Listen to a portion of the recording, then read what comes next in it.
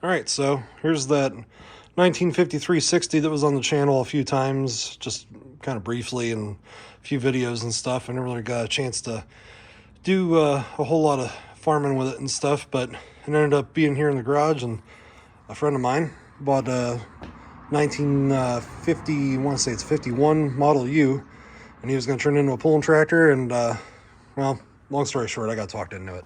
So here I am. So anyways, what we did, and I'll definitely turn you guys into a few things. I'll definitely cue you into a few things that we did over the year that really helped this thing out. First of all, as you can see, it has 18-4-38s on the rear and 9-bolt rims. Now to do that, we had to do John Deere dual hubs from like a 30-20. You can kind of see them in there. And you can use the stock wedges out of your cast centers, like those right there. Anyways, you can put those on there, stock wedges, and then you can run 9-bolt hubs on a John Deere 60, 70, bunch of other stuff. But as long as they have a 3 1/8 axle on a John Deere with the rack and pinion style axle, you can run those. So anyways, so we put those on there. Originally in the beginning of the year, we had 18-4-34s on there. And the 34s are the same width, but they're a little shorter. They're probably about here. And did okay with those. First gear pulling all year. So there's that, because the tractor's a stock engine, basically. But with that said, those 34s, they did okay. But 38s definitely helped out, and one of the guys we pull with and stuff talked me into doing 38s, so those made a big improvement. I actually traded the 34s for the 38s, so it worked out pretty good. As far as tires too, we're running 400 15s on the front, and we sold the stock wheels and tires, but as you can kind of tell, tractor sits at a rake. And for people that don't know tractor pulling all that well, basically a tractor is on a pendulum, or maybe I'm getting that wrong, but anyways, if it sits like this and you're pulling on the back, it's going to obviously want to pick up the front. And the advantage to that is you're going to get more weight on the rear of the tractor as soon as it comes off the ground. Now it's kind of a balancing act, obviously, with weights here, and I got weight brackets in the front, but you kind of want it to stay on the ground as long as possible to a point, because you want to be able to steer and not be like this, where it's taking weight off the drive tires with the wheelie bars. So, long story short, those definitely helped out, because it gets the weight of the tractor on the rear faster. They're lighter, so you can pull in more classes, or the lighter classes, with less horsepower, and then you make up for it pulling in the lighter classes, and stuff like that. So this tractor started off 6,200 pounds, and after stripping everything off, which I can kind of show some of the stuff here, the 3-point here is gutted in the rear, so there's no rock shaft, there's no piston. The actual hydraulic unit that goes here is removed completely. The PTO shaft and stuff is gutted. The clutches are still in there right now, but for that PTO drive unit, but those are going to be coming out. Did that to save weight. And obviously those cast centers are really heavy, so with the pressed steel rims and those dual hubs, it lightened it up a lot. I'm still using the factory drawbar up to this point, but obviously getting rid of that long drawbar is going to save a lot of weight too. So a lot of guys build pulling hitches, which is what we're going to end up doing with this. But anyways, so we saved weight there. Built a set of wheelie bars, because those are required in pretty much every place I've went to, I think, was required them. I think there was only a couple places where it was the stock classes, or like Division 1 classes, would allow you not to have them. But we are still running fenders, still running the stock box seat, battery still under there, that's going to get moved.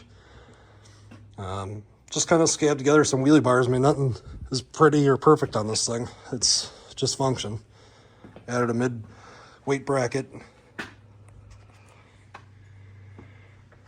Trying to think what else we removed on this for weight. Oh, that's what it is. Fuel tank is no longer in the hood. So I saved probably a few pounds off of that. I mean, obviously, we're just running this small aluminum tank up here with a fuel pump,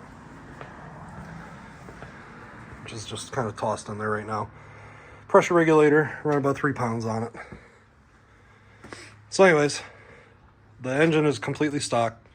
The only thing that I guess makes it unstock is it has LP gas pistons in it from a John Deere 60 that ran propane, but it still has a stock manifold.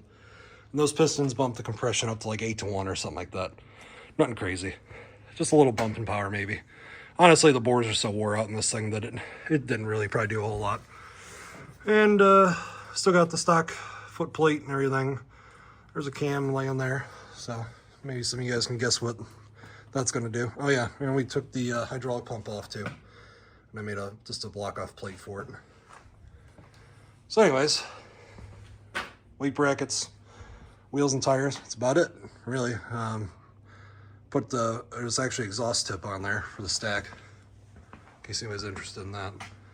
So what it is a 2.5 inch exhaust tip here to a 5 inch here. And it sounds pretty cool, but it's light, definitely lighter than the stack I had on there. So with all that said, the tractor did pretty good. I started off in the beginning of the year pretty much getting last in every class just because I didn't have that in the first pull, didn't have the weight brackets basically in the first pull, just the wheelie bars. Next pull I added, I want to say I added both of the weight brackets, something like that. Did better, still had the stock front tires. Then I added the fuel tank and all that stuff, which lightened it up, but then it also puts that weight that was going to be back here in this section of the tractor, obviously on the front. So that actually, if you're in the lightest class you can pull in, because the weight on the tractor, you can obviously get a little weight on the front of the tractor, keep the nose down a little better. The tractor weight it sits right now is with, I'm trying to think of what that works out to. It's about 5,300 pounds right now, empty. It started off with me on it, it's 5,770 or something, I think. With it stock, with everything on it, 3-point arms, everything, it was 6,200. So we've carted actually quite a bit of weight off of it already. But it's going to go on a diet again.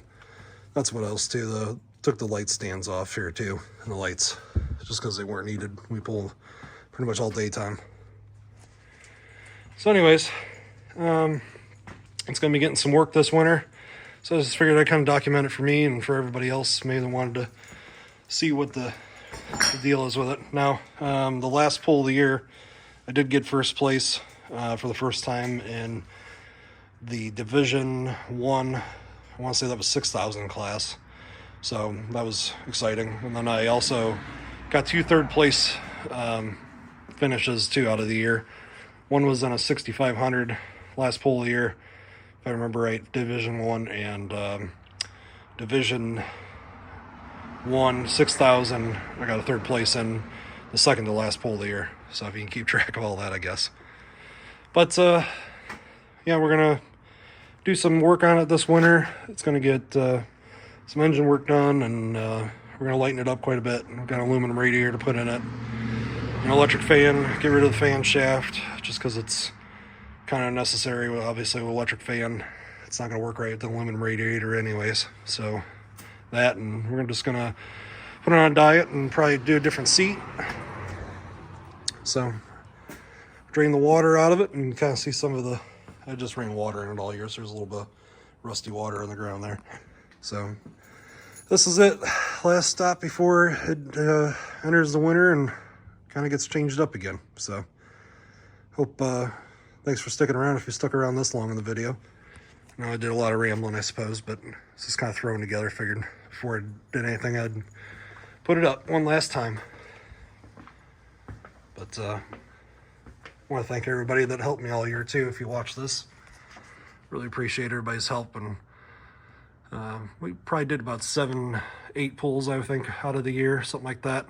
And it was a lot of fun. Learned a lot. Met a lot of new people and a lot of new friends. So if you're looking to get into the pulling and stuff, I mean, you can throw a set of wheelie bars or a set of wheels and tires like this on the back of your stock tractor, go out and have fun. These 60s, especially in first gear or a late A, they have a real slow first gear, so they pull like crazy.